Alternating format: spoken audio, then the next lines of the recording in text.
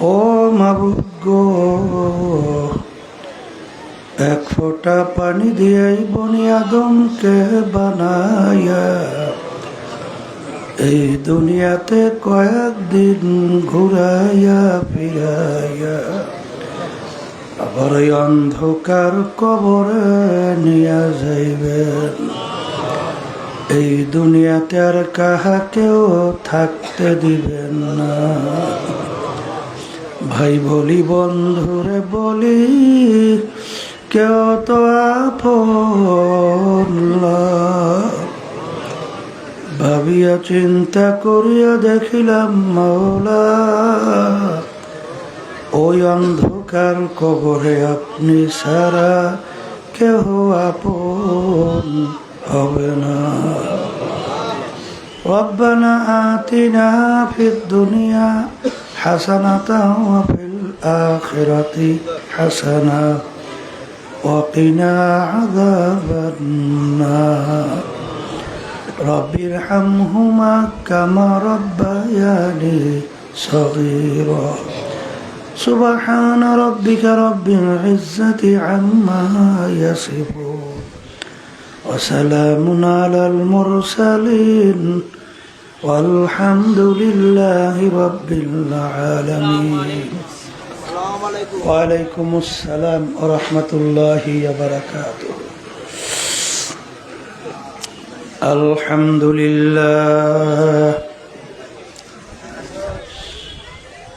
Alhamdulillah nahmaduhu wa nasta'inuhu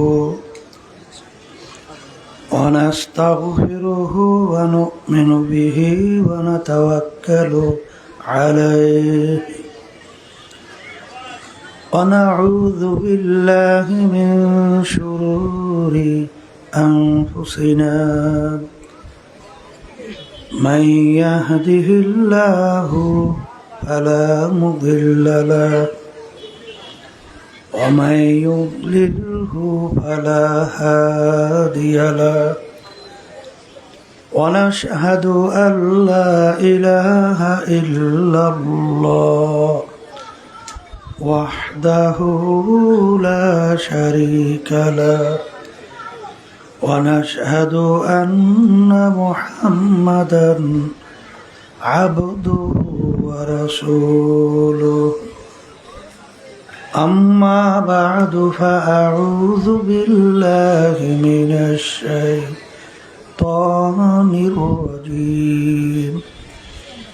بسم الله الرحمن الرحيم. كل نفس ذائقة الموت. صدق الله العلي العظيم.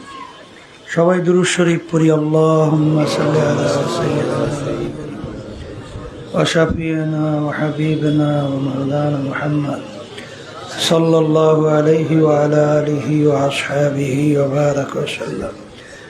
আল্লাহুম্মা সাল্লি আলা সাইয়্যিদিনা ওয়া নাবিয়িনা শাফিঈনা ওয়া হাবিবিনা ওয়া মাওলানা মুহাম্মদ صلى الله عليه وعلى آله وأصحابه وبارك وسلم.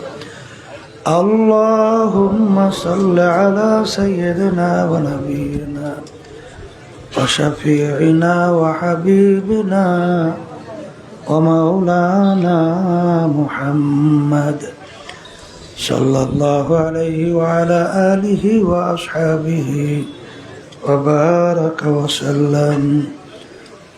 শুকরিয়া আদায় করতেছি মহান রব্বুল আলমিনের দরবারে। রব্বুল আলমিন ফিতনা ফাসাদের যুগে বৃষ্টি বর্ষার মধ্যেও সুন্দর পরিবেশে আল্লাহ রাব্বুল আলমিন দুনিয়ার সমস্ত কাজ থেকে বিরত রেখে উলামায়ে কেরামদের মজলিস, জাকিরিন, শাকিরিন, সাদিকিন, অনেক আল্লাহর খাস বান্দারাই মজলিসের মধ্যে আছে, যাদের সঙ্গে আমাদের জীবনের একটা সময় আল্লাহ রাব্বুল আলামিন কাটাবার সুযোগ করে দিয়েছেন। শুকরিয়া তার সবাই বলি আলহামদুলিল্লাহ। লাইন শাকারতুম লাযীদান্নাকুম, ওয়ালা ইন কাফারতুম ইন্না আযাবি লাশাদীদ। আল্লাহ রাব্বুল আলামিন বলছেন, হে আমার বান্দা বান্দিরা, তোমরা যদি আমার পক্ষ থেকে নেয়ামত পাও, নেয়ামতের শুকরিয়া আদায় করো। নেয়ামতের শুকরিয়া যদি আদায় করো, তোমাদের উপরে নেয়ামত আমি আরো বাড়াইয়া দেব। আর নেয়ামত পাওয়ার পরে শুকরিয়া যদি আদায় না করো, নেয়ামত তো বাড়ানো হবেই না, বরঞ্চ শক্ত আযাব তোমাদের উপরে চাপাই দেওয়া হবে। কে বলছেন? অনেক লোকের কানে মাহফিলের দাওয়াত পৌঁছার পরেও অনেকের সুযোগ থাকা সত্ত্বেও মাহফিলে আসে নাই। আবার তালাশ করলে দেখবেন বহু দূর থেকে কষ্ট স্বীকার করে আমার অনেক ভাইরা এই মাহফিলে পাগলের মতো সইটা চলে আসছে। মাং জাদ্দা ওয়াজাদা, যে যেই জিনিস পাওয়ার জন্য চেষ্টা করে ওই জিনিস সে পাইয়াও যায়। কিয়ামতের ময়দান আল্লাহ রাব্বুল আলামিন বান্দা বান্দিকে মাফ করার জন্যে ওসিলা তালাশ করবে। আজকে আমরা মাহফিলে যারা আসছি, নিয়াত যাদের সহি, এই ওসিলা আল্লাহ রাব্বুল আলামিন আমাদেরকে মাফ কইরা জান্নাতের ঘোষণা দিতে পারে। আমার আব্বাজান দাদাজান চরমনার জমিনে ঘুমায় আছে। আমার আব্বাজান বলতেন, দিনী মাহফিলে প্রথম থেকে শেষ পর্যন্ত থাইকা বাড়ি বিদায় হয়ে চলে গেলে আমল নামার মধ্যে কম পক্ষে হলেও 50 লক্ষ নেকি এরকম জমা হতেই পারে না। নিয়ত যাদের সহি, আল্লাহকে রাজি খুশির উদ্দেশ্যেই যারা আসছেন, রব্বুল আলামিন লক্ষ লক্ষ নেকি আমল নামায় দান করবে। একটা নেকির মূল্য সম্পর্কে হয়তো আমরা অনেকেই জানি। আল্লাহ রাসূল সাল্লাল্লাহু আলাইহি ওয়াসাল্লাম উহুদ পাহাড়কে ইঙ্গিত করে বলছিলেন, পুরা পাহাড়টা যদি স্বর্ণের হয়ে যায়, এর যত মূল্য হবে তুলনা ছাড়া একটা নেকির মূল্য অনেক বেশি। একটা নেকির প্রয়োজন সম্পর্কে আল্লাহ রাব্বুল আলামিন কুরআনুল কারীমের ভিতরে আগেই স্মরণ করাইয়া দিয়েছেন। ইয়াউমা ইয়াফিরুল মারউ মিন আখিহি ওয়া উম্মিহি ওয়া আবিহি ওয়া সাহিবাতিহি ওয়া বানিহি লিকুল্লি ইমরিইম মিনহুম ইয়াউমা ইযিন শা'নুন ইউগনি। আল্লাহ রাব্বুল আলামিন বলেন, কিয়ামতের ময়দানটা এত কঠিন হবে, এত ভয়াবহ হবে, মা পর্যন্ত সন্তানের পরিচয় না দিয়া সন্তান থেকে মা ভাইগা যাবে। মা কি করবে? কার থেকে ভাগবে?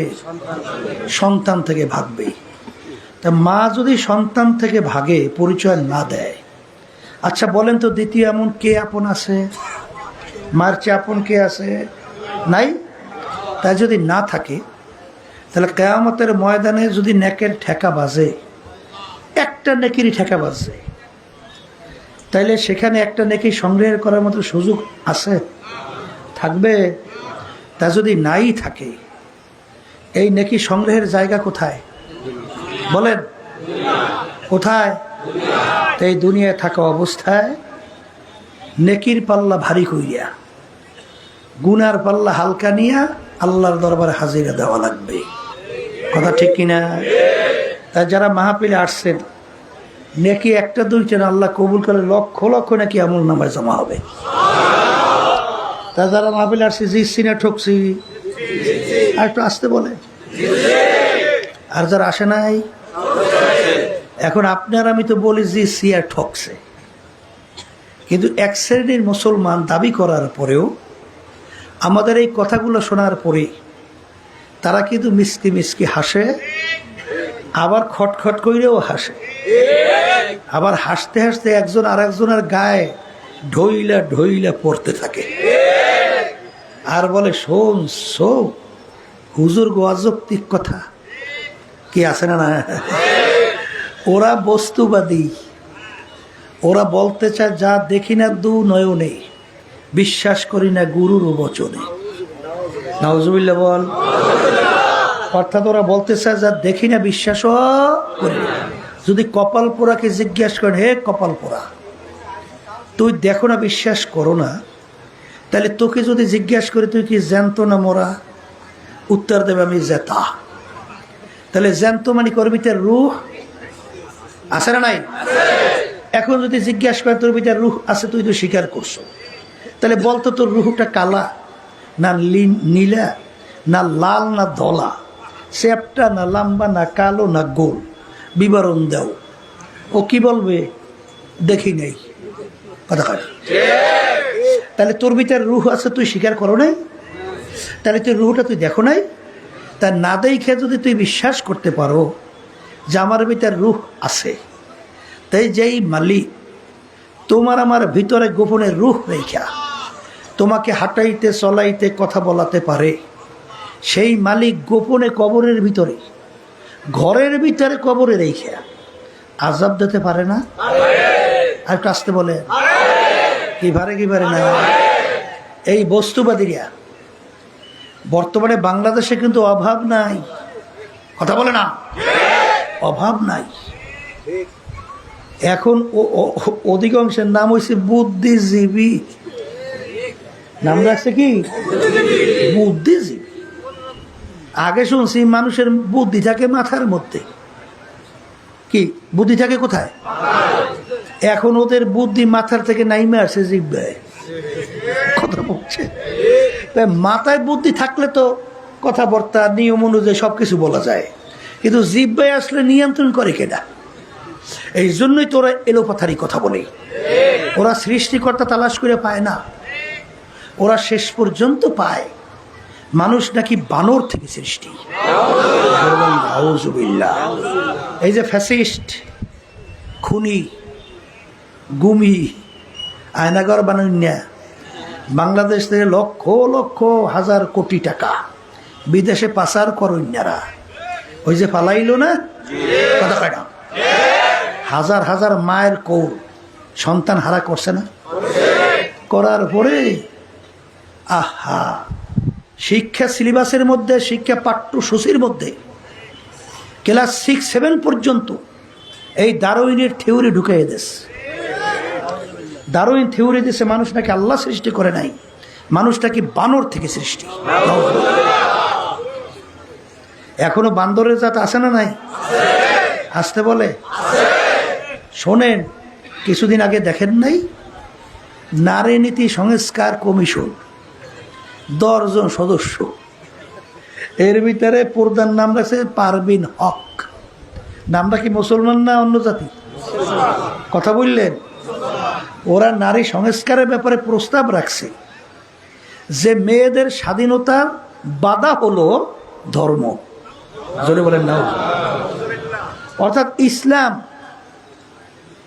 অন্যান্য যে ধর্ম আছে, এইটাই নাকি মেয়েদের স্বাধীনতার ব্যাপারে বাধা। একটু নাউজুবিল্লাহ কন, নাউজুবিল্লাহ, নাউজুবিল্লাহ কন। এখন আমার বাজানদেরকে বলি, শোনেন, এই নীতি তাম দুনিয়ার মধ্যে এইরকম বেহায়াপনা, অশ্লীলতা, মানবতা বিরোধী তাম দুনিয়া ইতিহাসে যত বিজাতির দেশ বলে কোথাও এরকম নিয়ম নীতি নাই। যেটা আমাদের বাংলাদেশে এই নারী সংস্কার নীতি প্রস্তাব দিয়েছে। কথা বুঝতে পারছেন? ওরা আবার স্লোগান নিয়ে রাস্তায় কিছু নামাইছে, দেখছেন না? সাইনবোর্ড লাগাইছে, আমরা বেশ্যা বুঝে নেব হেসা। একটু নাউজুবিল্লাহ, নাউজুবিল্লাহ। কোন পর্যায়ে পৌঁছলে এই ধরনের স্লোগান দেয়? হ্যাঁ, আমার বাজানদেরকে বলবো, শোনেন, আপনারা একটু দিক বিদিক পাই না। অনেক ওলামাই কেরামের চিন্তাটাও করে না। সারা বাংলাদেশে দাওরা দিছে, মোর ছাত্র কয়জন? আর একটা ইউনিভার্সিটির ছাত্র কয়জন? খবর আছে শতকরা আমরা 5 জনও না, আর ওরা 95 ভাগ হইল। ওদেরকে এই ট্রেনিং দিয়ে বের করে। তাই 5 বছর গেলে কয়জন হয়? আর আপনারা কয়জন হন? কথা বুঝলেন না? বুঝলেন? ওই ইউনিভার্সিটি ফরেন একটা ছেলে, ও গেছিল ঢাকা চিড়িয়াখানা দেখার জন্যে। ওর মাথার মধ্যে বানর থেকে সৃষ্টি। প্রথম ঢুইকে দেখে বানরের ঘর, হাজার হাজার বানর আছে না। ও দেখে চিন্তা করলো যে আমি কিছুদিন পর যদি আসি তাহলে তো আমি আইসে দেখবো এই বানরগুলো সব মানুষ হয়ে গেছে, কারণ আর মাথার মধ্যে কি বানর থেকে মানুষ। তা কয়েক বছর পরে আবার ও ঢুকছে, ঢুইকে থেকে বানরের ঘরের মধ্যে বানরগুলো বানরই আছে, একটাও মানুষ হয় নাই। বলে ব্যাপার কি, পড়লাম কি, দেখলাম কি, বাস্তবে কি কথা ঠিক না? এই বান্দরের জাত ওরা সৃষ্টিকর্তা তালাশ কইরা পায় না, পাইছে শেষ পর্যন্ত বান্দরের জাত। তাম দুনিয়ার হাজারের মতো বৈজ্ঞানিক কাকে বলে? বিশেষ জ্ঞানী। বৈজ্ঞানিক শব্দের অর্থ কি? অর্থাৎ আপনার আমার মতো জ্ঞান না, তাদের জ্ঞানটা সম্পূর্ণ ব্যতিক্রম ধর্মী জ্ঞান। এই হাজারের মতের ভিতরে নোবেল পুরস্কার প্রাপ্ত বৈজ্ঞানিক অনেক আছে। এই হাজারের মতো বৈজ্ঞানিক বলতেছে যে ডারউইনের যে থিওরি, এটা সম্পূর্ণ একটা অযৌক্তিক, এটা সম্পূর্ণ একটা বানানো, সম্পূর্ণ একটা কাল্পনিক, এটা বাস্তবে কিচ্ছু আসলে নাই। এই কথা বইলা ওর থিওরি ফালাই যেতেছে বঙ্গোপসাগর। কোন সাগর? অনেকে তো বুঝেন নাই বঙ্গোপসাগরটা কি। কলেজ বঙ্গোপসাগর বুঝেন নাই? শোনেন, জেলেরা মাছ ধরেন সাগরে। তা আমার সঙ্গে একদিন একদল জেলে আসছে দেখা করার জন্যে। তা আমি বলতেছি, ভাই সাগর সম্পর্কে আমার একটু বলেন তো। বলে, হুজুর আমরা যখন সাগরে যাই, তা মাছ যখন ধরবো, জাল ফালাবো, তখন আমরা পানি মাপি। তা কোনো জায়গায় পানি পাই এই কথার কথা 1000 ভাম।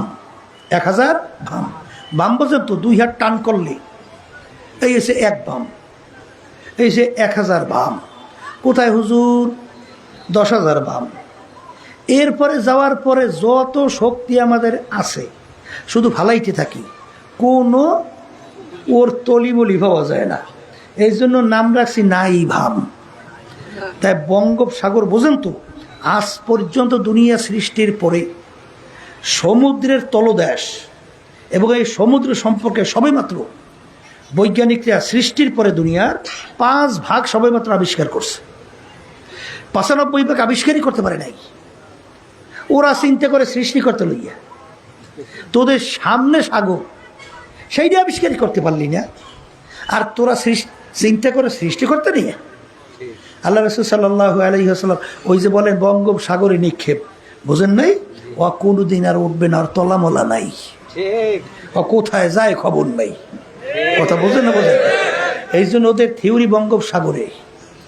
কিন্তু আফসোস, আমাদের বাংলাদেশে শতকরা প্রায় 92 জনের মতো মুসলমান বসবাস করে। এই দেশের ভিতরে মসজিদ মাদ্রাসার অভাব আছে? ঢাকা বাংলাদেশের রাজধানী না? ঢাকাকে বলা হয় মসজিদের নগরী। এত ওলামায়ে কেরাম, এত তলেবে ইলম, যেই দেশের মধ্যে আজানের শব্দে বাচ্চাদের ঘুম ভেঙে যায়, আজানের শব্দে বাচ্চারা মায়ের কোলে ঘরে যায়, সেই দেশের মধ্যে 53 বছর স্বাধীনতায় যেই নীতি আদর্শ অনুযায়ী দেশ চলছে, সম্পূর্ণ মানব রচিত কুফরি তন্ত্রমন্ত্র। কথা ঠিক কিনা?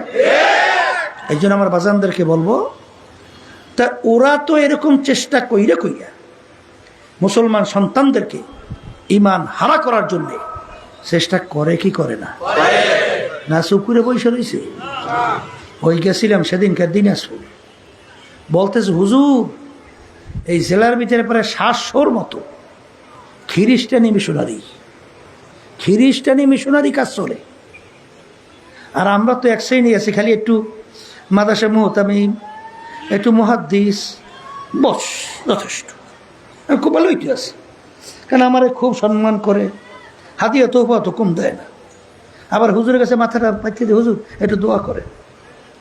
ওদিকে কোন জায়গায় কি যাইতে আছে খবর আছে? পায়ের নিচ থেকে আস্তে আস্তে মাটি সব কাটিয়ে ফেলতেছে, এক পর্যায়ে দেখ পাশে শুয়ে পড়বে। কথা ঠিক কিনা? এরকম ইতিহাস দুনিয়াতে আছে না নাই? আসতে কর, আছে না নাই? ইস্ট ইন্ডিয়া কোম্পানি আসছিল ভারত উপমহাদেশে, কি নামে আইছে? ব্যবসা। কি করে? ব্যবসা করে। পরিচালক ছিল কারা? মুসলমান। কথা কয় না? মুসলমান। তারপর ওই অন্য অন্য যে ইয়া ছিল না, সবাই একত্রিত ইয়া পরবর্তীতে প্রায় 250 বছর পরে এই মুসলমানদের রাজত্ব এই ধ্বংস করার জন্যে আস্তে আস্তে পায়ের নিচ থেকে কী কাটছে? মাটি কাটছে, সরাইছে। ইস্ট ইন্ডিয়া কোম্পানির নামে আইসা ওরা আস্তে আস্তে সব দখল কইরা শেষ পর্যন্ত ওরা কি করলো? সব ইসলাম মুসলমানদেরকে ধ্বংস করার যত নীল নকশা সব তৈরি করে তারপরে গেছে। কথা ঠিক কিনা? এখন আমাদের দেশে আদালতে চলে কি? ব্রিটিশ আইন না? আসতে কয় কি আইন চলে? এই যত বিচারায় কোন আইন? সব ব্রিটিশ আইনে চলে। কথা বোঝেন না? বোঝেন নাই?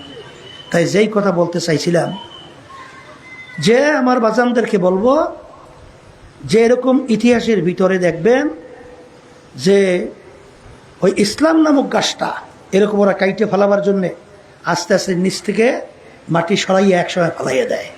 এই জন্য আমাদের সতর্ক থাকতে হবে, হুঁশ থাকতে হবে, যে ওরা যেন করে ষড়যন্ত্র করতে না পারে। কথা ঠিক কিনা? কারণ আল্লাহ রাসূল সাল্লাল্লাহু আলাইহি ওয়াসাল্লাম তো আগেই বলে গেছেন, মান রাআ মিনকুম মুনকারান ফালিয়ুগাইয়িরহু বিয়াদিহি ফাইল্লাম ইয়াস্তাতি' ফাবিলিসানিহি ফাইল্লাম ইয়াস্তাতি' ফাবিকলবিহি ওয়া যালিকা আযআফুল ঈমান। ঈমানের সাথে সম্পৃক্ততা। একটু নামাজ পড়ি, একটু রোজা রাখি, একটু তাহাজ্জুদের নামাজ পড়ি, একটু তাসবিহ আল্লাহর জিকির করি, দান সদকা করি, একটু হজ আদায় করি আসছি, মনে করছি যথেষ্ট। এইটাই যথেষ্ট? আসতে বলেন না, এইটাই যথেষ্ট? আল্লাহ কি তোমাকে আমাকে শুধু নামাজের জন্য বানাইছে? শুধু রোজা রাখার জন্য বানাইছে? বা অন্যান্য ইবাদতের জন্যই শুধু, মানে ওই তাহাজ্জুদ করার জন্য শুধু বানাইছে? আল্লাহ বানাইছে আমাদেরকে ইবাদতের জন্যে। শোনেন, আল্লাহ রাসূল সাল্লাল্লাহু আলাইহি ওয়াসাল্লাম রাষ্ট্রপ্রধান তিনি কেন হইলেন? রাষ্ট্রের ক্ষমতা তোমার হাতে না থাকলে তুমি তো ওইভাবে এই ইসলাম এবং নীতি আদর্শরা সর্বত্র বাস্তবায়ন করতে পারবা না, ইচ্ছা করলেই পারবা না। কথা ঠিক না? এই জন্য আমার ভাইদেরকে বলবো, পর্দা আলে মা বোনরা যারা শুনতেছেন, আল্লাহর ফজল করমে দোয়া করতে থাকেন। কারণ 5ই আগস্টের পরে এখন বাংলাদেশের ভিতরে 53 বছরের পরে একটা ইসলামের পক্ষে একটা ক্ষেত্র আল্লাহর রহমতে তৈরি হয়েছে। এটা যেন আমরা কাজে লাগাতে পারি, এই ভুলটা যেন কেউ না করি। কারণ ইসলাম যে কি জিনিস, আমার আব্বাজান রহমাতুল্লাহি আলাইহি বলছিলেন যে দেখাতেও পারলাম না, ইসলাম দেখাতেও পারলাম না। এই ইসলামের ব্যাপারে না দেখাইয়া দিলে কষ্ট নিয়া আল্লাহর কত সবনের জমিনে শুয়ে আছে। অনেক মুসলমানদের কাছে মিথ্যা বিভিন্ন প্রচারণার মাধ্যমে ইসলামকে এত কঠিন করে দেখায়, অনেক মুসলমান সন্তান ইসলামের নাম শুনলে ভয় পায়। আসলে ইসলাম শব্দের অর্থ শান্তি না, এখানে অশান্তি পান করি। ওই গ্রামে একটা কথা আছে, চুন খাইছে মুখে তো পড়ছে কায়দা মতো। এখন দদিও তো সাদা, এখন ওর সামনে যখন দদি নিয়ে আসছে, ওই দদি দেখেই চমকে উঠছে, কারণ ওই চুন খাইয়ে তো ঠোঁট পড়ছে, চামড়া উঠছে। এখন মনে করছে এই সাদা দিয়েও বলে চামড়া পড়বে, ঠিক কিনা? তাইলে আসলে কি দদির ক্রিয়া কি মুখ পোড়া না শরীর ঠান্ডা করা? আর চুনের কাম তো মুখ পোড়া। ইসলামের নাম শুনলে ওয়ে বেটারা, এই ইসলাম কত কঠিন জিনিস জানো? যদি চুরি করো একবার হাত কাটতে ফেলায়।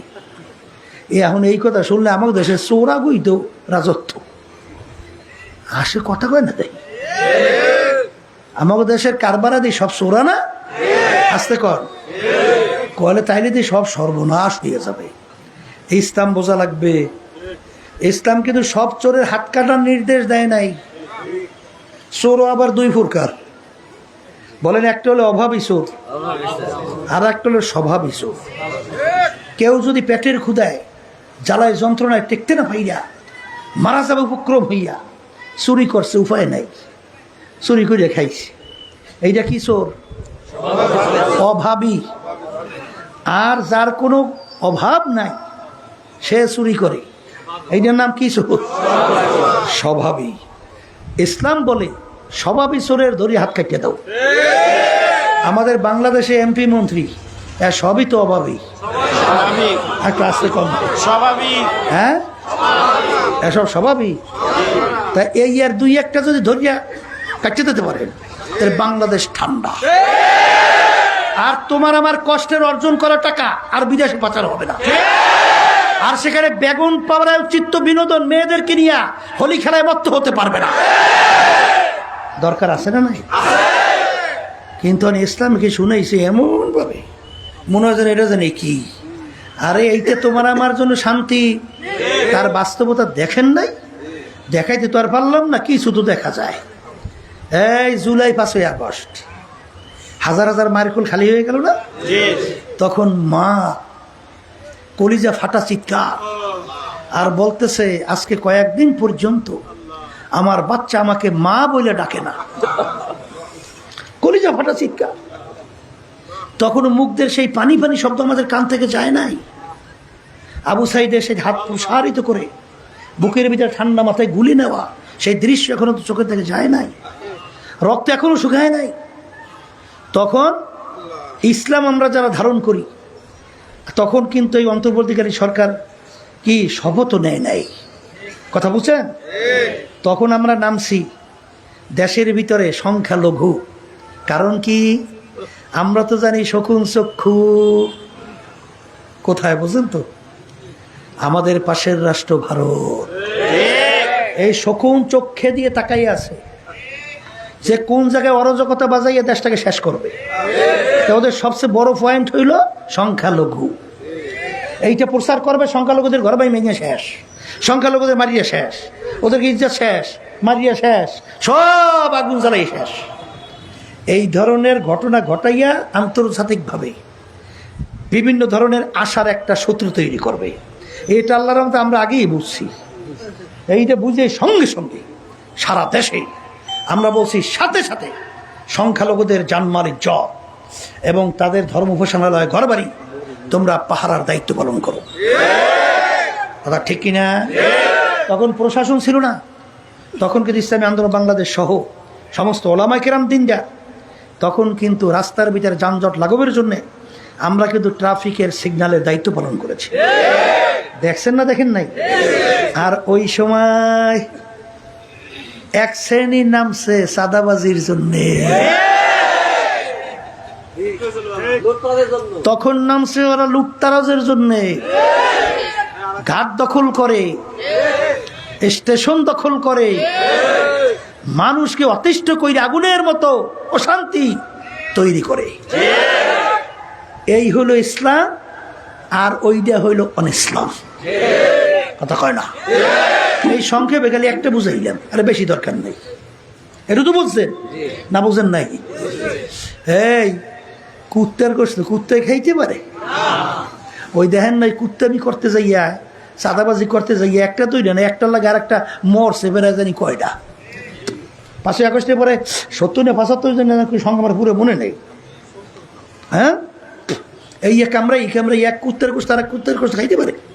ওই কুত্তায় গোশত কুত্তামি করতে যাইয়া একটা আর একটা মারছে।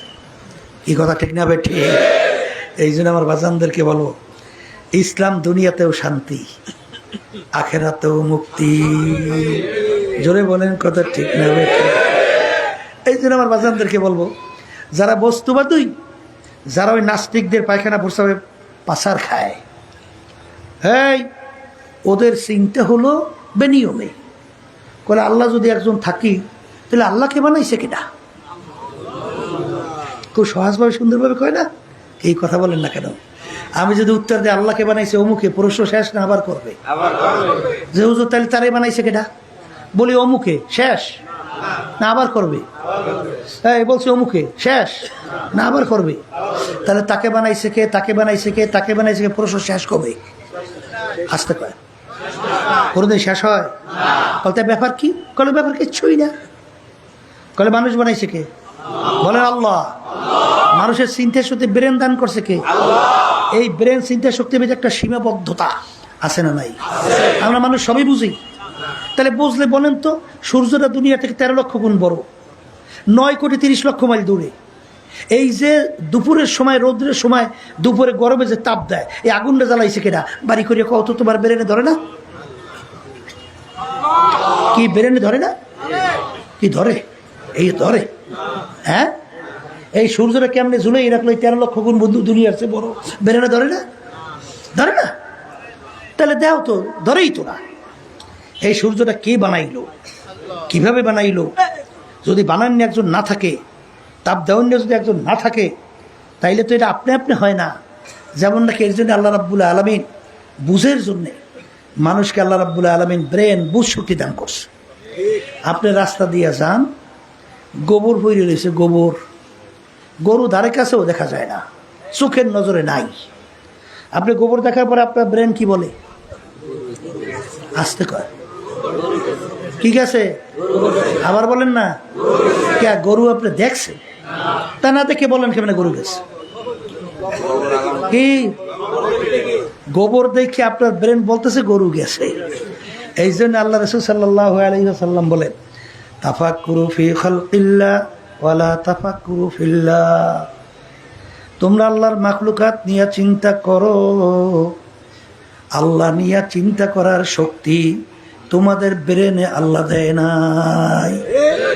এই যেটা নাই সেইটা নিয়ে যদি কেউ পারাপারি করে চেষ্টা করে, আজ পর্যন্ত কোনো দিন লক্ষ্যে পৌঁছতে পারে নাই, কোনো দিন পারবে না।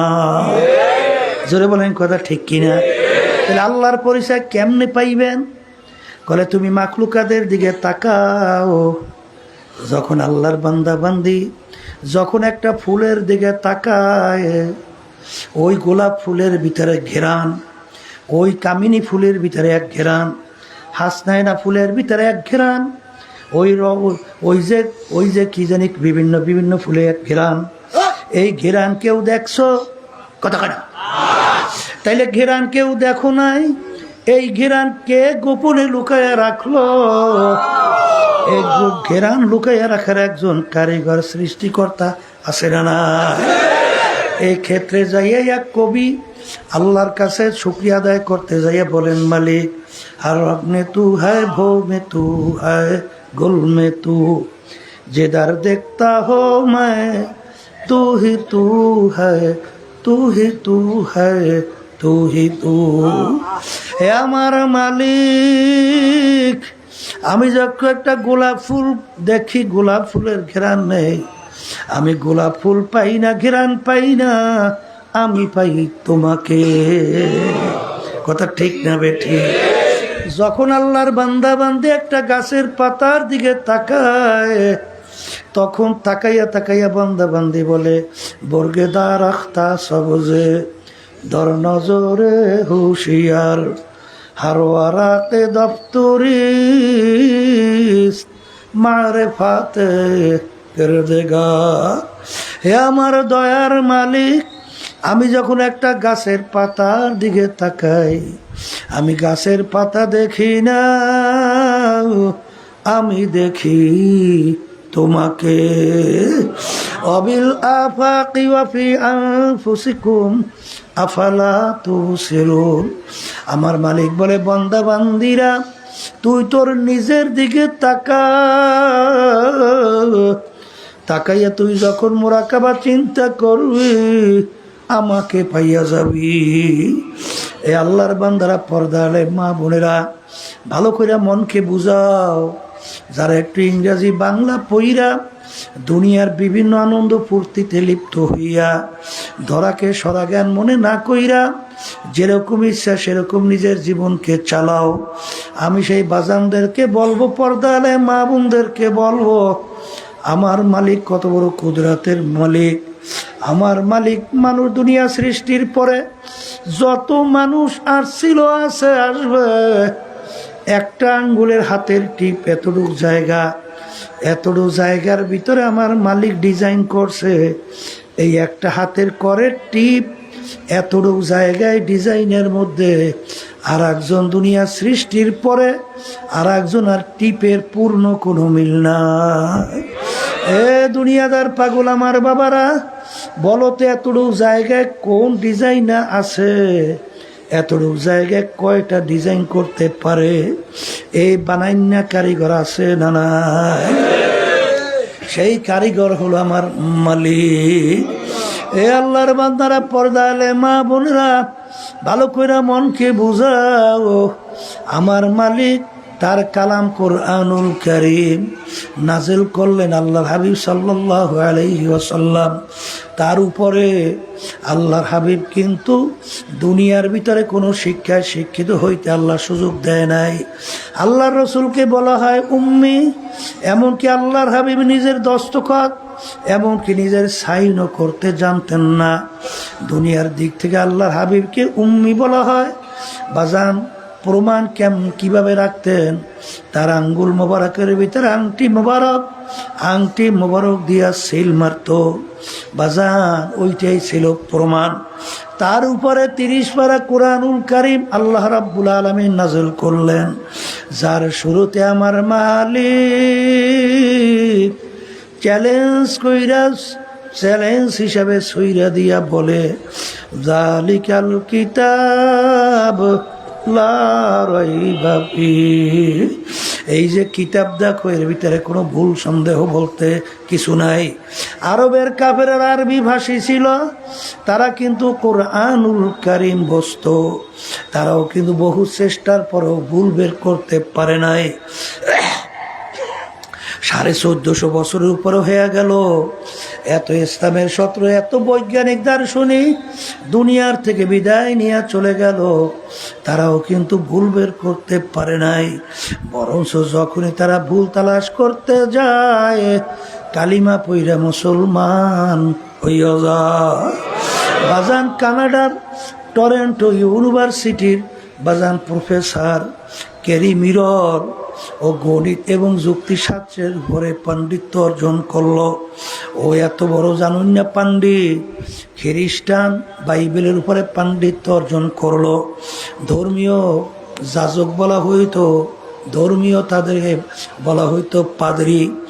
এত বড় পাণ্ডিত, যখন আহমদ দিদারের সঙ্গে কোরআনুল কারীম বাইবেল নিয়ে যখন ডিবেট হয়, এক পর্যায়ে তিনি রিসার্চ করতে কোরআনুল কারীমের মধ্যে দেখে কোরআনুল কারীম সত্য,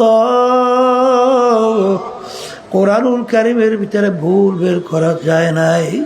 তখন নিজে কালিমা পড়িয়া মুসলমান হয়ে গেল। এ কবরের যাত্রীরা, এ পর্দার আড়ালের মা বোনেরা, কিছুদিন আগে আমেরিকার এক পাণ্ডিত মহিলা কোরআনুল কারীম সূরা নামল নিয়ে যখন রিসার্চ করলো, তিনি দেখে কোরআনুল কারীমের ভিতরে মৌমাছি সম্পর্কে যা যা বলছে 100 ভাগ সব মিলে গেছে। তিনি নিজে কিছুদিন আগে কালিমা পড়ে মুসলমান হয়ে গেল।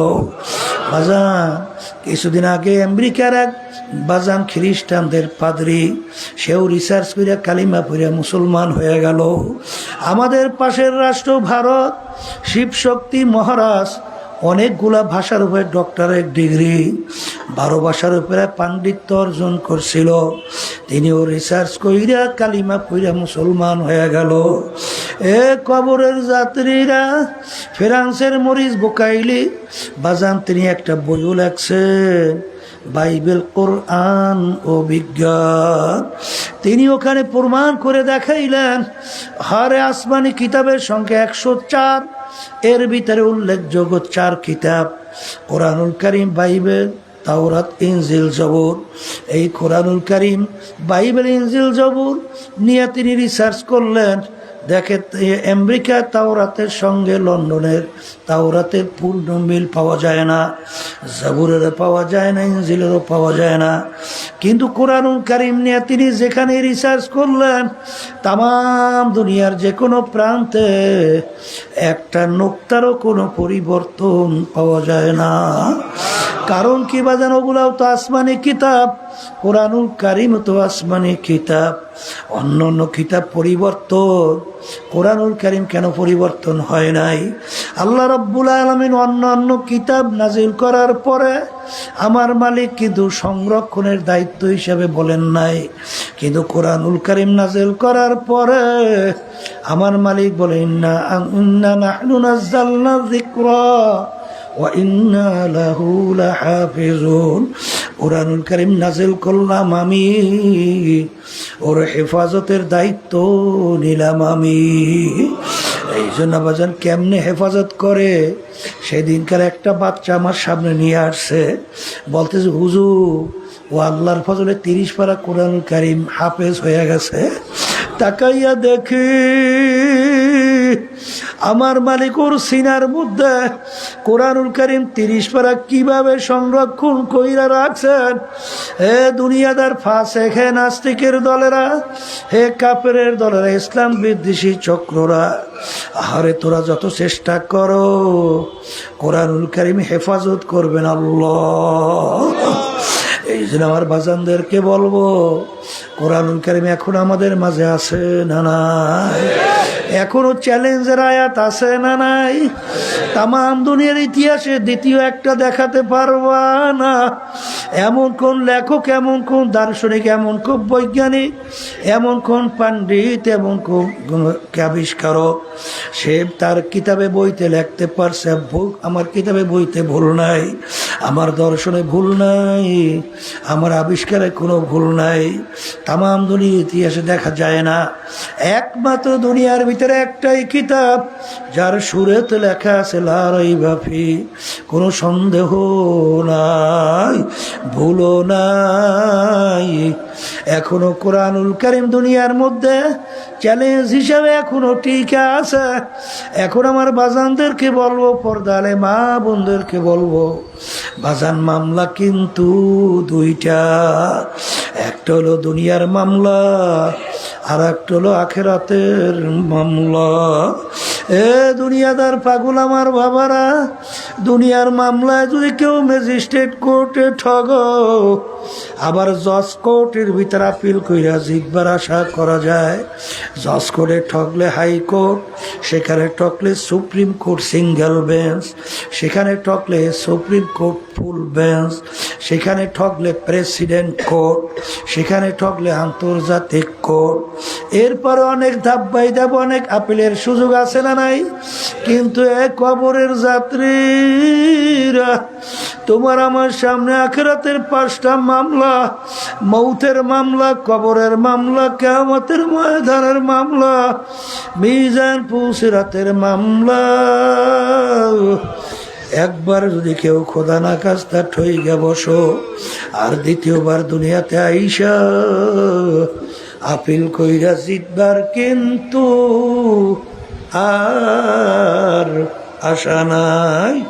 এই জন্য আমার ভাইদেরকে বলবো, পর্দালে মা বোনরা যারা শুনতেছেন, আর দুনিয়া মাজরাতুল আখিরা, এই দুনিয়াটা হলো আখিরাতের খেতি ফসল কামাই করার জায়গা, অর্থাৎ নেক কামাই করার জায়গা। আজকে দুনিয়া থাকা অবস্থায় নেকের পাল্লা ভারী করা লাগবে, গুনার পাল্লা হালকা কইরা দুনিয়ার থেকে বিদায় নিয়া কবরে যাওয়া লাগবে। কারণ বাজারে একবার যদি চিরতরে চক্ষু বন্ধ হয়, দ্বিতীয়বার আর সুযোগ পাওয়া যায় না।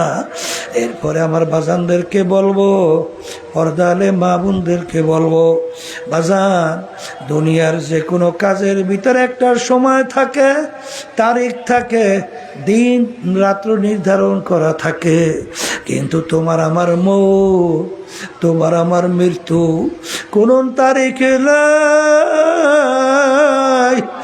কোনো দিনও নাই, কোনো রাত্র নাই, সপ্তাহ নাই, মাসও নাই, বছরও নাই, যুগও নাই।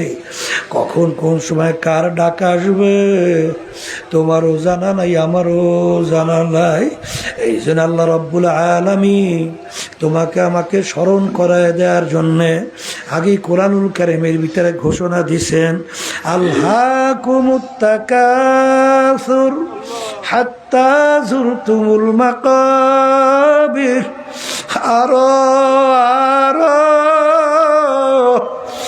আরো বাঁচবো, আরো অমুক টমুক সমুক করবো, আখারা দুনিয়ায় দ্বিতীয় এমন একজন ব্যক্তি বের করতে পারবা না, তার আশা সব পূরণ করার পরে কবরে গেল, এক তো দ্বিতীয় কেউকে পাওয়া যাবে না, আশা কিন্তু আশাই থাকবে। এরপরে ঘোষণা হইব মুখে আর দুনিয়াতে নাই।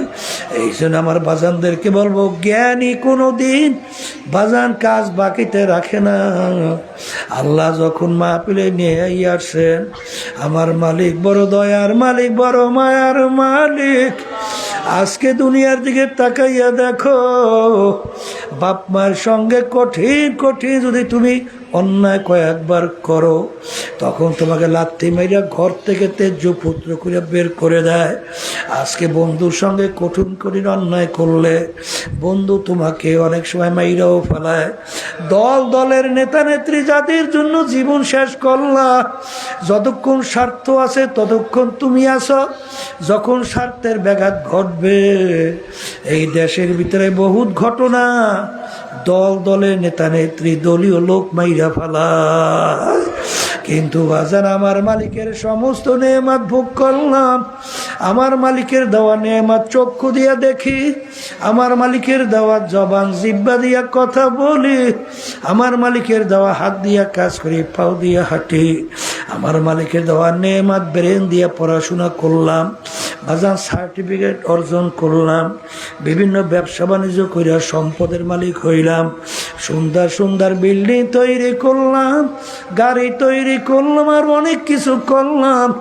কিন্তু যেই ব্রেন নেয়ামত দান করলো আমার মালিক, চক্ষু নেয়ামত দান করলো আমার মালিক, আজকে সারের নামাজের সময় দেখে আল্লাহর বান্দা বসে আছে, জিজ্ঞাসা করি কলে হুজুর চোখে দেখে না। আরে আমার মালিক ইচ্ছা করলে তোমাকে আমাকেও তো এরকম অন্ধ কইরা বানাইতে পারতো। এই নেয়ামত আমার মালিকের, সমস্ত নেয়ামত খাইয়া লইয়া বাসি আমার মালিকের, বাতাস নেয়ামত টানি সারি মালিকের। 5 মিনিট যদি আমার মালিক তার নেয়ামত বাতাস বন্ধ কইরা দেয়, 5 মিনিটের পরে বরমেয়াগিরি আর থাকবে না, পীরের পীরগিরি থাকবে না, টাকার গরমওয়ালা টাকার গরম থাকবে না। বাজান এই বাতাস নেয়ামত কার?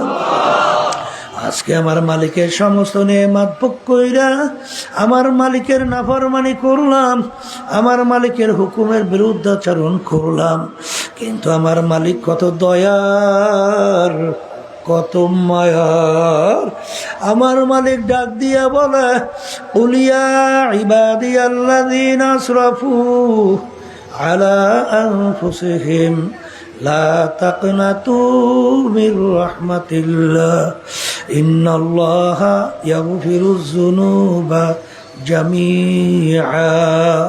বাজা বাজা हर से हस्ती बाजा दर का पैरोग बुरो भूत पुरुस्ती बाजा इधर गाहे मदर गाहे नौमिदिनी सदबरागर तौबा शिकस्ती बाजा। আমার মালিক ডাক দিয়ে বলে, আব্দুল করিম, রেজাউল করিম, হে রহিমা খাতুন, তুই যদি পাহাড় পরিমাণ গুনাহ হইয়া থাকে, এমনকি মূর্তি পূজার মতো শিরকির গুনাহ যদি কইরা থাকো, তুই দেলটাকে ভাইঙ্গা 2 চোখের পানি ছাইরা যদি তাওবাতুন নাসুহা খালিস তাওবা আমার দরবারে হাত উঠাইয়া যখন আমাকে ডাক দিবে আমার দয়ার মালিক, নাফরমান তোমার দরবারে হাজির, তুই ডাক দিতে দেরি করবি, আমি তোর ডাকে সাড়া দিতে দেরি করব না।